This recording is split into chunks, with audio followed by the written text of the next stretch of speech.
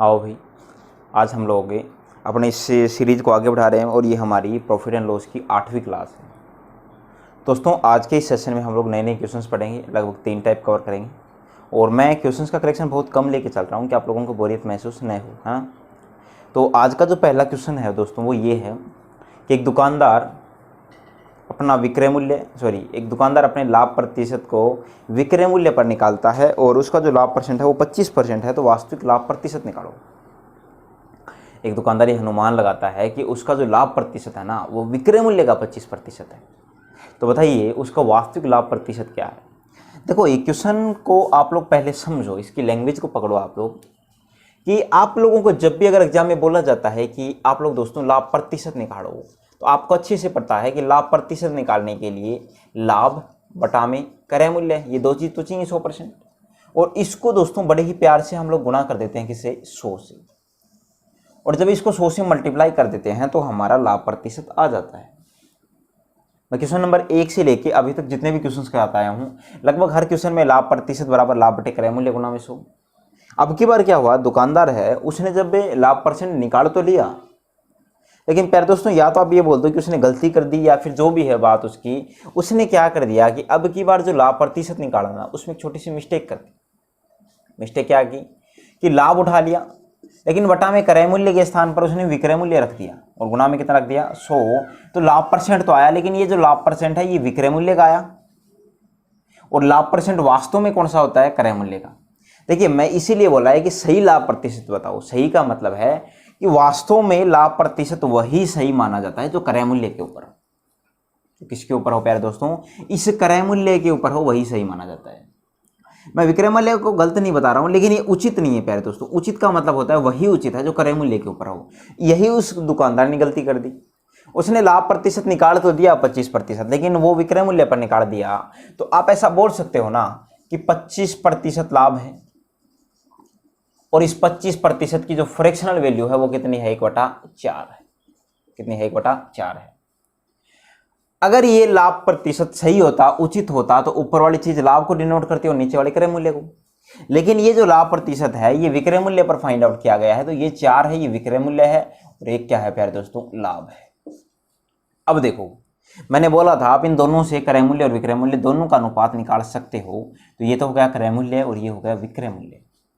विक्रय मूल्य कितना है, तो विक्रय मूल्य के आप लोगों के लिए साफ साफ आप लोगों को बोला गया है कि जो विक्रय मूल्य है वो है दोस्तों 4। विक्रय मूल्य कितना है, 4। अरे विक्रय मूल्य तो 4 दिया है, गिवन है। अब एक बात सोचने वाली है, देखिए बड़े ध्यान से और इत्मीनान से, चीज ऐसे नहीं है कि सर 4 में लाभ है तो +1 करके लिख दूंगा और 5 आ जाएगा। नहीं भाई, थोड़ा सा सुनना ध्यान से। विक्रय मूल्य का मतलब होता है कि मैंने 4 में उसको सेल किया, मैंने 4 में उसको बेच दिया, और साथ में मैं ये भी ढिंडोरा पीट रहा हूं कि मैंने 4 में बेच के और 1 रुपए का क्या कमा लिया मेरे प्यारे दोस्तों, मैंने 1 रुपए का क्या कमा लिया, लाभ। मतलब खुश हूं मैं 4 में बेच के भी खुश हूं क्योंकि मैंने 1 रुपए का प्रॉफिट कमाया है। तो आप एक बताइए, क्या मैंने इसको 3 में नहीं खरीदा क्या भाई? 3 में खरीदूंगा, 4 में बेचूंगा, तो 4 में बिक भी गया और 1 रुपए का प्रॉफिट भी हो गया। अगर किसी बच्चे ने गलती से यहाँ पर 5 लिख दिया, तो एक बात सुनना ध्यान से, 5 में क्रय किया, 4 में विक्रय किया, तो ये तो 1 रुपए का लॉस हो जाएगा ना। और क्वेश्चन के अनुसार 1 यूनिट का क्या होना जरूरी है, लाभ। ठीक है। अब क्वेश्चन बोल रहा है कि वास्तविक लाभ प्रतिशत बताओ कि वास्तव में लाभ परसेंट कितना है। तो वास्तविक लाभ परसेंट कितना हो जाएगा, वास्तविक लाभ परसेंट के लिए लाभ कितना है, 1 यूनिट का ही है भाई। लाभ कितना है, तो 3 से 4 1 यूनिट का ही तो है। लाभ 1 यूनिट का है, लेकिन नीचे क्रय मूल्य आना चाहिए, तो बटा में आएगा 3, गुणा में कितना, 100। और दोस्तों जब 100 में आप 3 का भाग दोगे तो ये बन जाएगा 33 सही 1/3% क्या हो जाएगा, लाभ।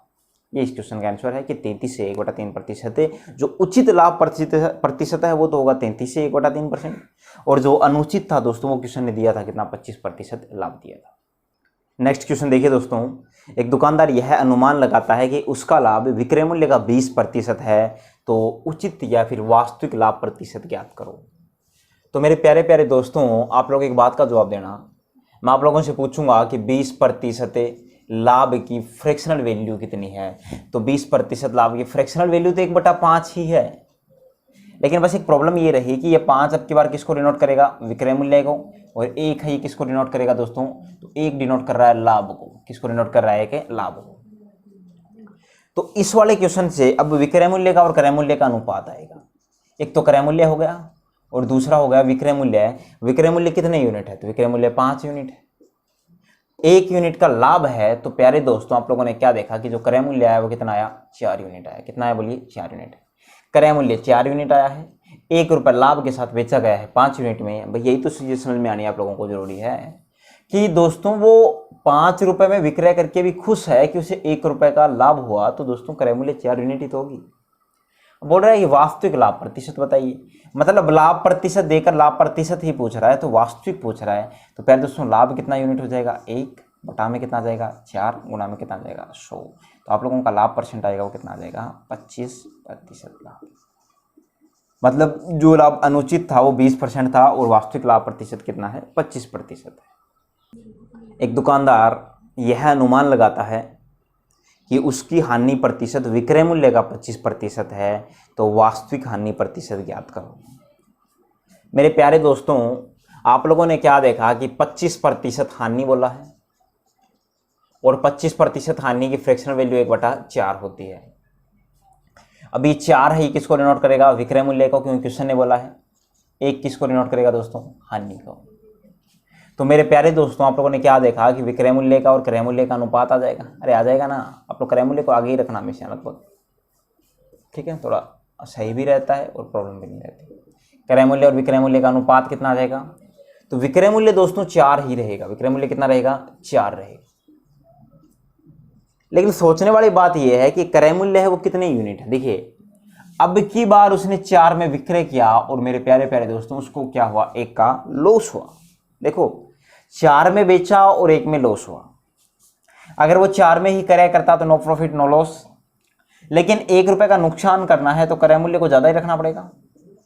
क्रय मूल्य को ज़्यादा रखना पड़ेगा। तो मेरे प्यारे दोस्तों बोल रहा है कि वास्तविक हानि प्रतिशत ज्ञात करो। तो वास्तविक हानि परसेंट कितनी हो जाएगी? 5 और 4 का अंतर कितने का? 1 बटा में कितना आएगा? 5, क्योंकि क्रय मूल्य हानि प्रतिशत होती है हानि बटे क्रय मूल्य गुणा में 100। तो कितना आ जाएगा दोस्तों? ये 20% क्या आ जाएगी? हानि। नेक्स्ट क्वेश्चन देखिए दोस्तों। अब थोड़ा सा टाइप चेंज हो रहा है और क्वेश्चन की लैंग्वेज भी चेंज है।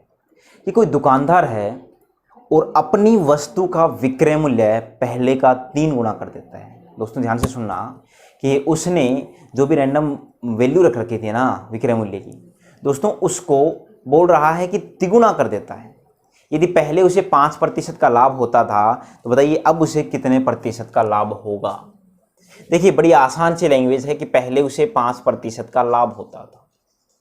अब ये लाभ है, इसको ऐसा नहीं है कि इसके कैलकुलेशन भी गलत की गई है। ये ओरिजिनल दी था जैसे करते हैं वैसे ही, और 5% की फ्रैक्शनल वैल्यू निकाली तो 1/20 आया। तो ये जो 20 है ये तो कितना है? 20 तो आ गया क्रय मूल्य, और ये जो 1 है प्यारे दोस्तों ये क्या है? लाभ है। अब क्वेश्चन के अनुसार जैसा बोला गया है वैसा हम लोग करेंगे। उससे पहले आप एक छोटी सी बात का जवाब दो। ये तो हो गया क्रय मूल्य और ये हो गया विक्रय मूल्य। अब क्रय मूल्य तो 20 यूनिट है, 1 यूनिट के साथ बेचा गया तो विक्रय मूल्य 21 यूनिट हो गया। थोड़ा सा साथ चलना और आगे चलना आप लोग, और ध्यान से देखो, चीज़ों को ऑब्जर्व करते रहना भाई। अब क्वेश्चन बोल रहा है कि जो विक्रय मूल्य है उसको 3 गुना कर दूं। देखिए विक्रय मूल्य को कितने गुना कर दूं? 3 गुना। और बोल रहा है कि इसके साथ क्रय मूल्य के साथ कोई छेड़खानी न करूं। जब आप लोगों ने विक्रय मूल्य को 3 गुना किया तो कितना हो गया? 63। अब इस 21 का कोई रोल नहीं है, अभी 21 का कोई रोल नहीं है। अब विक्रय मूल्य 63 में बेचेगा और 20 में परचेज किया। तो आप लोगों ने क्या देखा दोस्तों? मैं पूछ रहा हूं कि ओरिजिनल लाभ प्रतिशत बताइए। तो आप मेरे को ओरिजिनल लाभ प्रतिशत बताइए कितना आएगा। तो लाभ प्रतिशत के लिए लाभ कितना है कि 63 माइनस 20 कितना हो जाएगा? बोलिए भाई लाभ कितना हो जाएगा? 63 माइनस 20 कितना आएगा? 43 रुपये का लाभ। 43 रुपये का क्या हो जाएगा? लाभ। तो लाभ प्रतिशत अगर निकालना है तो 43 बटा में कितना दोस्तों? 20 और गुना में कितना? 100। 20 से कैंसिल हुआ 5 बार है और 5 से गुणा करोगे तो लाभ परसेंट आएगा 215%। कितना आएगा? 215% क्या हो जाएगा दोस्तों? लाभ हो जाएगा। इस क्वेश्चन में उसे अब 215% का लाभ होगा और वास्तव में पहले उसे 5% का ही लाभ हो रहा था। अब उसे 215% का क्या होगा? लाभ। क्यों? विक्रय मूल्य को 3 गुना कर दिया है क्वेश्चन की लैंग्वेज के अनुसार। देखिए दोस्तों नेक्स्ट क्वेश्चन देखते हैं। एक दुकानदार अपनी वस्तु के विक्रय मूल्य को 2 गुना कर देता है। यदि पहले उसे 15% का लाभ हो रहा था तो अब उसे कितने प्रतिशत का लाभ होगा। देखिए ज़्यादा एडवांस नहीं कि 15% का लाभ हो रहा था, विक्रय मूल्य 2 गुना तो 30% का लाभ हो जाएगा ना। थोड़ा समझदारी से काम करना कि 15% का लाभ हो रहा था, ये तो सबको पता आप लोगों को। और 15% लाभ यानी फ्रैक्शनल वैल्यू आएगी 3/20, और 3/20 20 कितना है, क्रय मूल्य है। और प्यारे दोस्तों 3 क्या है, लाभ है। अब देखो ध्यान से, अब बोल रहा है कि ये क्रय मूल्य है और ये जो सुंदर सा है ये क्या है, विक्रय मूल्य है। क्रय मूल्य आया 20, विक्रय मूल्य आया 23, ठीक है। अब बोल रहा है कि विक्रय मूल्य को 2 गुना कर दिया। मेरे प्यारे प्यारे दोस्तों, जब विक्रय मूल्य को 2 गुना कर दिया तो कितना हो गया विक्रय मूल्य, 46। अब जो विक्रय मूल्य 23 था इसमें सेल नहीं करेगा, वो 20 में खरीदेगा और 46 में बेचेगा। 20 में खरीदेगा और 46 में क्या करेगा, बेचेगा। तो बोल रहा है कि लाभ प्रतिशत बताओ। तो मेरे दोस्तों सबसे पहले आप मेरे को ये बताइए लाभ कितने रुपए का होगा। तो लाभ कितने रुपए का होगा, 46 माइनस 20 यानी कि 26 रुपए का क्या होगा, लाभ। तो आप बताइए लाभ प्रतिशत कितना होगा। तो लाभ प्रतिशत होगा लाभ बटा में कितना, क्रय मूल्य, गुणा में कितना, 100। 20 से कितनी बार कैंसिल है, 5 बार है। तो ये कितना हो जाएगा, 130% क्या हो जाएगा, लाभ। 130% क्या हो जाएगा दोस्तों, लाभ हो जाएगा। नेक्स्ट क्वेश्चन देखिए दोस्तों, एक व्यक्ति 900 रुपये में 2 वस्तु खरीदता है। एक को वह 20% की हानि पर और दूसरे को 25% के लाभ पर बेचता है। इस प्रकार उसे पूरे सौदे पर 10% का लाभ होता है। तो प्रत्येक वस्तु का क्रय मूल्य ज्ञात करो। मेरे प्यारे दोस्तों इस क्वेश्चन को मैं 2 तरीके से करवा सकता हूँ, लेकिन हम लोग इस क्वेश्चन को एलिगेशन मेथड से करेंगे। कैसे करेंगे, एलिगेशन यानी मिश्रण वाले मेथड से करेंगे। अब मिश्रण क्या होता है, अब थोड़ा सा ये फंडा यहाँ पर थोड़ा सा समझा रहा हूँ, बाकी मिश्रण का अलग से टॉपिक होता है, वो हम लोग वहाँ पर ज़्यादा डिटेल से समझेंगे। देखिए आप लोगों ने देखा हो तो दूध का और पानी का मिश्रण होता है। एक साइड में दूध उठाते हैं, एक साइड में पानी उठाते हैं और दोनों का मिश्रण बना देते हैं। उसी प्रकार शराब का और पानी का होता है। ठीक उसी प्रकार दोस्तों चीनी का हो सकता है और चीनी के साथ में कोई और वस्तु मिला दी जाए। चीनी और चाय का हो सकता है, चीनी का और चाय का, है ना। लेकिन यहाँ पर कई बार चीनी और चीनी का भी मिश्रण हो सकता है। बशर्ते चीनी और चीनी का मिश्रण होगा तो वहाँ पर कंडीशन ये रहेगी कि एक चीनी सस्ती होगी तो दूसरी चीनी महंगी होगी, मतलब वहाँ पर सस्ती और महंगी वाला कंसेप्ट लगता है। अब मेरे प्यारे दोस्तों इस वाले क्वेश्चन में जो मिश्रण का कंसेप्ट है वो लगेगा, लेकिन कैसे, एक तो है 20% की क्या हानि, एक तो क्या है 20% की हानि और दूसरी है 25% की क्या लाभ। दूसरी क्या है 25% का लाभ। एक 20% की हानि है, दूसरा 25% का क्या है, लाभ है। ऑल ओवर जो 10% का लाभ हुआ है उसको बीच में रख लेना, उसको बीच में रख लेना। एक छोटा सा काम करना है मेरे साथ में आप लोगों को। देखो 25% लाभ का मतलब होता है कि ये राशि प्लस की है, किसकी है दोस्तों, पॉजिटिव है। और 20% हानि का मतलब होता है ये राशि माइनस की है। और 10% लाभ का मतलब होता है ये राशि प्लस की है। मतलब लाभ वाली चीज़ों को प्लस से दिखाना है और हानि वाली चीज़ों को माइनस से दिखाना है। उसके बाद में हम लोग क्या करते हैं कि यहाँ से घटा के यहाँ लिख देते हैं और यहाँ से घटा के यहाँ लिख देते हैं। और घटाने का तरीका क्या होगा कि बड़ी संख्या में से छोटी संख्या, एक बात बताइए 25 में और 20 में से बड़ा कौन है। तो आप बोलोगे सर 25 बड़ा है। तो दोस्तों 25% माइनस का कितना, 10% है। तो 25 माइनस 10 कितना हो जाएगा, 15% हो जाएगा ना। कि 25 माइनस 10, अरे 25 में से 10 घटाओगे तो 15 ही तो आएगा। दूसरी जो ये वाली साइड है इसमें बड़ी में से छोटी संख्या। अब दोस्तों माइनस का 20 है और प्लस का 10 है, तो बड़ी संख्या कौन सी है। देखिए कई बच्चों का बेसिक बिल्कुल ही कमजोर है, उनको -20 बड़ी लगी, लेकिन दोस्तों -20 छोटी संख्या है। माइनस की संख्या हमेशा छोटी होती है प्लस वाले के मुकाबले, ठीक है। अब यहाँ पर इस वाले में जब कंसेप्ट लगाओगे तो ये 10 है, माइनस और माइनस का कितना आएगा, 20। 10 और माइनस में माइनस का कितना आएगा, 20। क्यों, देखो मैंने कहा बड़ी में से छोटी संख्या घटाओ, तो बड़ी संख्या 10 लिखा, उसमें से माइनस किया छोटे वाली संख्या, तो -20। अगर आप सिर्फ 20 लिखोगे फिर तो ये 20 बड़ा हो जाएगा। इसीलिए अब माइनस और माइनस के गुणा करते हैं तो ये आगे चल के क्या बन जाएगा दोस्तों, 10 माइनस माइनस का 20 है। अब माइनस माइनस की गुणा हुई तो ये 10 प्लस 20 बन जाएगा और ये बन जाएगा प्यारे दोस्तों 30%। क्या बन जाएगा, ये 30 है। तो ये है, ये बन जाएगा 30%। और इस साइड में कितना था, 15% है। तो 15 को और 30 का जब अनुपात निकाला तो ये 1, ये अनुपात और ये कितना, 2। एक अनुपात में कितना हो जाएगा, 2 हो जाएगा।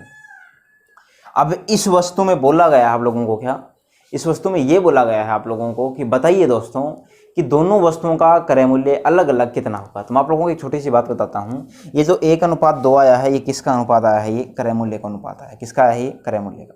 क्यों, ये क्रय मूल्य का ही अनुपात क्यों आया है कि आप लोगों ने तो ऊपर क्या लिखा था दोस्तों, हम लोगों ने सबसे पहली बात तो हमारी यही है कि हम लोगों ने जो ऊपर वैल्यू लिखी थी वो लाभ परसेंट की लिखी थी और हानि परसेंट की लिखी थी, तो फिर नीचे जो अनुपात आया वो क्रय मूल्य का क्यों आया?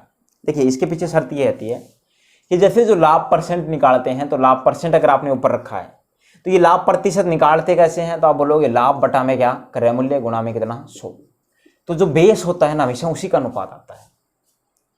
आप बोलोगे अगर ऐसी बात है फिर तो अगर कल को मैं समय रख दूंगा ऊपर, तो समय का फॉर्मूला होता है दूरी बटा में चाल, तो फिर इसका मतलब अनुपात आएगा वो चाल का आएगा। बिल्कुल सही बात है। कल को अगर किसी बच्चे ने ऊपर चाल रख दी तो नीचे जो अनुपात आएगा क्या, वो दूरी और समय का आएगा। बिल्कुल सही बात है दोस्तों, आपके पास जो अनुपात आएगा वो किसका आएगा, समय का आएगा। अब यही चीजें आप लोगों को इसी प्रकार से सीखते हुए चलना है। अब इस क्वेश्चन में जैसा बोला गया वैसा सुनिए आप ध्यान से। तो लाभ परसेंट क्रय मूल्य के बेस पर निकालते हैं, तो आप लोगों ने क्या देखा, ये जो अनुपात है ये क्रय मूल्य का ही आएगा। तो 1 यूनिट ये, 2 यूनिट ये, 3 यूनिट, और इस 3 यूनिट की प्यारे दोस्तों वैल्यू है वो कितनी है, 900 रुपये। क्वेश्चन ने बोला है टोटल क्रय मूल्य 900 रुपये है, तो मैंने देखा 2 और 1 3 यूनिट है, तो 1 यूनिट की वैल्यू कितनी, 1 यूनिट की वैल्यू कितनी आएगी, 300 रुपये। और जब 1 यूनिट की वैल्यू 300 रुपये आएगी तो बोल रहा है दोस्तों आप ये बताइए कि दोनों वस्तुओं का क्रय मूल्य कितना।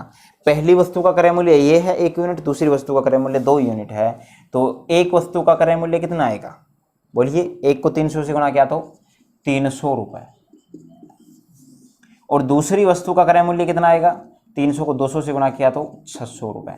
एक चीज और, कई बार ये बोल देता है कि 20% हानि पर जो बेची गई है ना उसका क्रय मूल्य बताओ, तो 20% हानि के नीचे वो क्रय मूल्य आएगा। तो 20% हानि के नीचे 1 यूनिट की वैल्यू कितने रुपए, 300 रुपये, कि 20% हानि पर जो वस्तु बेची गई है ना उसका क्रय मूल्य 300 रुपये है, और 25% लाभ पर जो बेची गई है उसका क्रय मूल्य दोस्तों 600 रुपये है। आइए एक क्वेश्चन ऐसा और करते हैं ताकि आप लोगों के डाउट क्या हो जाए, क्लियर हो जाए। आइए दोस्तों आज की हमारी क्लास का लास्ट क्वेश्चन करते हैं, और बड़ा ही अच्छा क्वेश्चन है, बस थोड़ा ध्यान से देखना। एक व्यक्ति है जो 1750 रुपये में 2 वस्तु खरीदता है, और उनमें से जब बेचता है तो पहली वस्तु को 10% की हानि पर और दूसरी वस्तु को 15% के लाभ पर बेच देता है। तो बोल रहा है कि इस प्रकार उसे पूरे सौदे पर ना तो लाभ होता है और ना ही हानि होती है। तो दोस्तों इस वाले क्वेश्चन में बोला गया है कि दोनों वस्तुओं का अलग अलग क्या बताइए, क्रय मूल्य बताइए। तो मेरे प्यारे दोस्तों आप लोगों ने क्या देखा कि 1750 रुपये टोटल क्या है, क्रय मूल्य है। तो एक को बेचा गया है 10% हानि पर, तो माइनस का 10% लिखेंगे। दूसरे को बेचा गया है 15% लाभ पर, तो प्लस का 15% लिखेंगे। पीछे वाले क्वेश्चन में बोला गया था तो बीच वाली चीज वो रख दी। अब की बार पूरे सौदे पर ना तो लाभ हुआ और ना ही हानि हुई, तो बीच में क्या लिख देंगे दोस्तों, 0%। क्यों, अरे भाई ना तो लाभ हुआ ना ही हानि हुई, तो इसका मतलब यही तो है 0% प्रॉफिट 0% लॉस। अब बड़ी संख्या में से छोटी संख्या घटाइए, यहां लिख दो। तो मैंने कहा बड़ी में से छोटी संख्या, जब 15 में से आप 0 घटाओगे तो यहां पर लिखेंगे 15 - 0%, तो कितना आ जाएगा 15%। और यहां बड़ी में से छोटी संख्या, बोलोगे सर ये बड़ा है, नहीं भाई मैंने हमेशा बोला था माइनस की संख्या छोटी होती है। तो आप 0 में से कितना घटाओगे, माइनस का 10, और माइनस माइनस की गुणा होगी तो कितना बन जाएगा, प्लस का 10%। जब अनुपात निकालोगे तो अनुपात आएगा ये 3 और ये कितना आ जाएगा 2, और 3:2 किसका अनुपात आएगा, क्रय मूल्य का। क्यों, क्योंकि जब भी अगर हम लोग ऊपर हानि परसेंट और लाभ परसेंट लिखते हैं तो अनुपात हमेशा ही किसका आता है दोस्तों, क्रय मूल्य का। 3 में कितना आ जाएगा 2। अब प्यारे दोस्तों जैसा बोल रहा है वैसा कर लीजिए आप लोग, कि आप लोगों ने देखा कि टोटल क्रय मूल्य कितना 5 यूनिट, और इस 5 यूनिट की वैल्यू कितनी है, तो क्वेश्चन के अनुसार 5 यूनिट की वैल्यू 1750 रुपये। तो फिर बताइए 1 यूनिट की वैल्यू कितनी, तो 5 × 15, 5 × 5 25, 350 रुपये। बोल रहा है कि आप हानि वाली वस्तु का क्रय मूल्य बताइए, इसका बताइए।